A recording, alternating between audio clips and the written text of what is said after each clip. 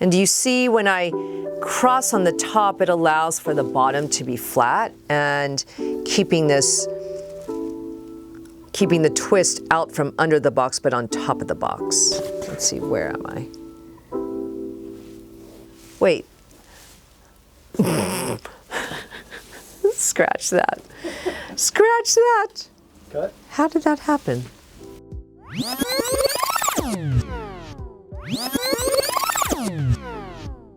Hi, welcome to the Soolip Fix. I'm Wanda and I'm going to show you 3 ways to wrap ribbon.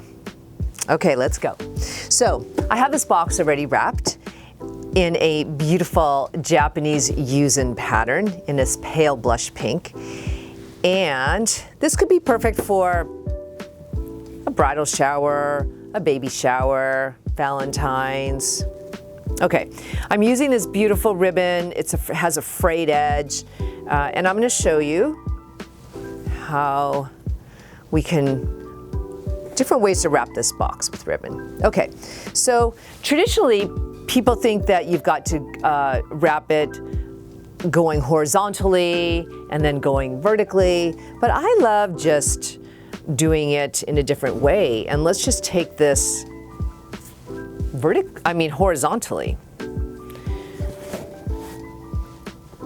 Okay, you can wrap it 2 or 3 times. I'm going to do it 2 times. It almost looks like I'm swaddling this gift and keeping the ribbon untwisted. I actually like doing it with this ribbon because it's like, this ribbon, it's a silk ribbon, and it's like wrapping it with cloth, and it's just so beautiful. And then simply, I'm just going to tie a knot. And actually, instead of a knot, I'm gonna tie a bow. All right, so we'll just tie a bow. And this ribbon has such a luxurious feel. And I love its rawness of the frayed edges. And so you can spread out the ribbon wraps, if you will. And I'm going to trim the tails, always using a good piece of scissors. You can see that these are my ribbon scissors. I always keep a pair of scissors just to cut ribbon so that I am assured that, because ribbon sometimes can be kind of tricky to trim. Okay, and then we have this. Now, you can also dress this up. I just came from the outside this morning, and in my front yard is this peppercorn tree, and I love these pale pink peppercorns. I'm a big fan of nature, so I'm always taking walks in nature, and I see beauty everywhere, on the ground, up in the trees, in the sky, and you could simply tuck this in under the bow. And I love the play of the pinks and the blush. And there you go.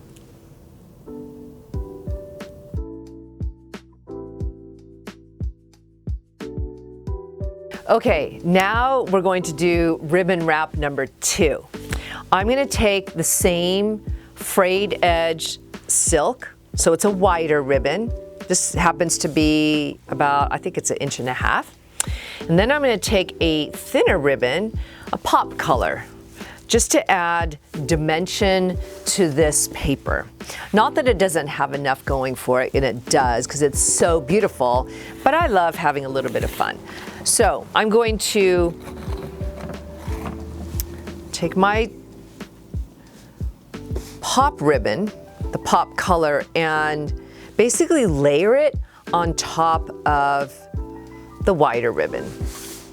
And then I'm going to use, this is the tricky part, and this is a exercise in meditation, is using my pointer finger and my thumb and my and my thumb and my middle finger to keep these ribbons square to each other.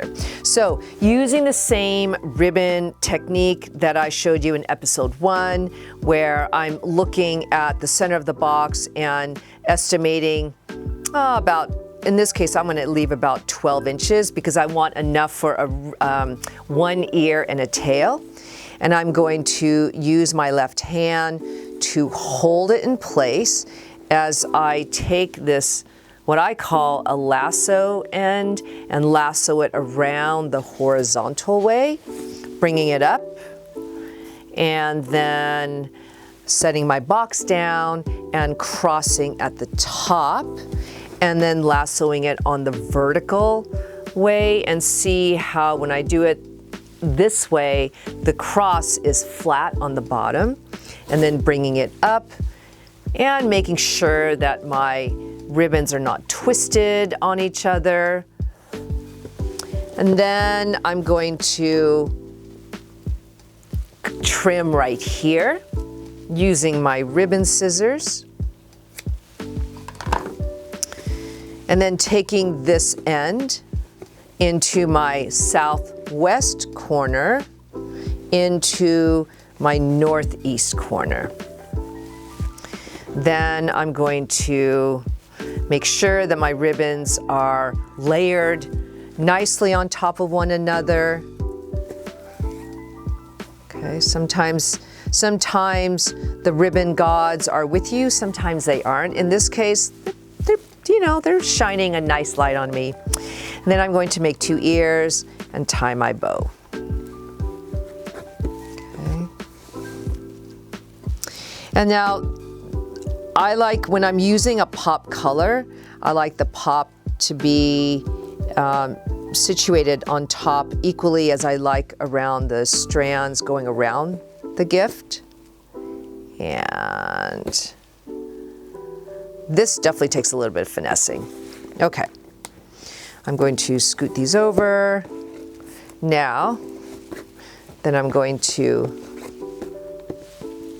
trim, again using my scissors, my ribbon scissors.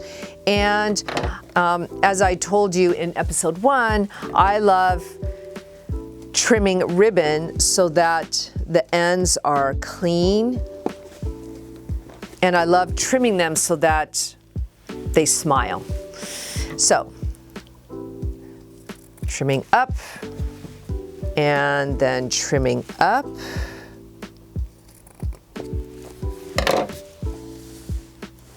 And here you go.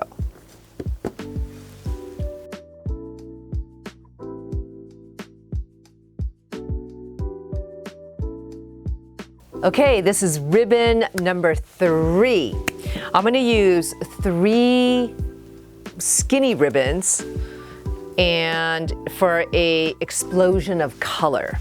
And so I love using seam tape, and you can get this at any fabric store, and it comes in a lot of colors, and the price point is really good.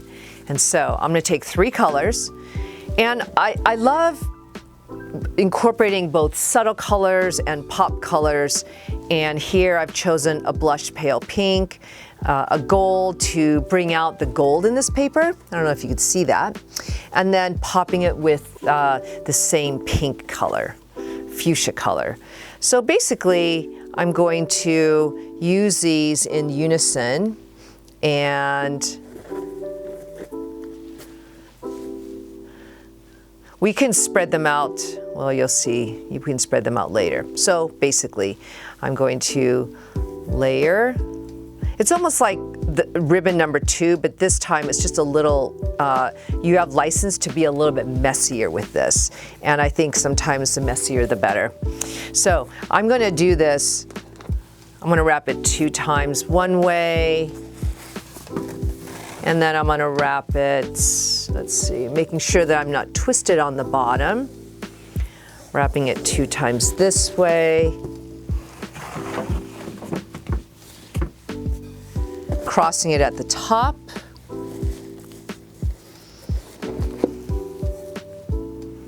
And Again, this is the trick, but keeping your ribbons from twisting on each other. Okay. And this time I'm going to just going to wrap it around vertically once, and you could see that it's totally okay to be asymmetrical. And I'm going to trim. Do you notice how I keep my ribbons on the spool before I trim? And the way I measure, this basically prevents you from using too much ribbon and then wasting it, and or pre-cutting ribbon and then not having enough, which is really annoying. So I'm going to take my lasso hand, bringing it into my southwest corner and bringing it up to the northeast corner. I can do several things with this. I can do the wax sealing if I want, but I'm simply going to tie. Actually, you know what? I'm going to do this. Now this is, actually, no, forget that. I'm going to tie a bow. And here I happened to, by the luck of a draw, I had the pink on top and I have the gold on top of another ear, which I think is perfect and fine. And I'm going to wrap them or tie my bow, fudge a little bit with the ends. I think the smaller or the thinner the ribbon, the tighter the bows. I like the way that looks. Okay, keeping them nice and equal, and I like keeping the bows perky and tight. And then I'm going to simply take my fingers and spread these out to give it a little bit of a graphic. This is when a moisture source would be perfect, but I'm not going to do this on camera and lick my fingers. I'm just going to fudge with this while Ian is probably going, oh, like, how is this going to go? But I'm just going to, and I just cut my fingernails, so I don't have any nails to okay, all right. Okay, this, I don't know, you could call this like a film blooper, or you could just call this life. And actually, I think it's called life, especially after going through the year 2020. It's life. Okay, this is called an explosion of color, right? And so, oh, here we go. Whew. Okay. All right, then I'm going to trim. I'm going to keep these tails kind of long because I love these tendrils of color. They're so beautiful. And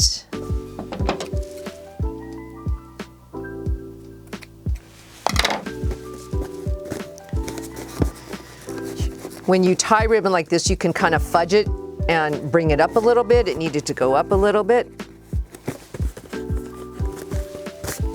And here you go. Explosion of ribbon, explosion of color, ready to go to a bridal shower, a wedding, a baby shower, or to your Valentine. Thank you so much for joining me, and please make comments below if you liked this video, if you didn't like this video. Tell me what you'd love to learn from me. I'd love to share. And please subscribe to the Soolip Fix. Thank you so much. See you next time.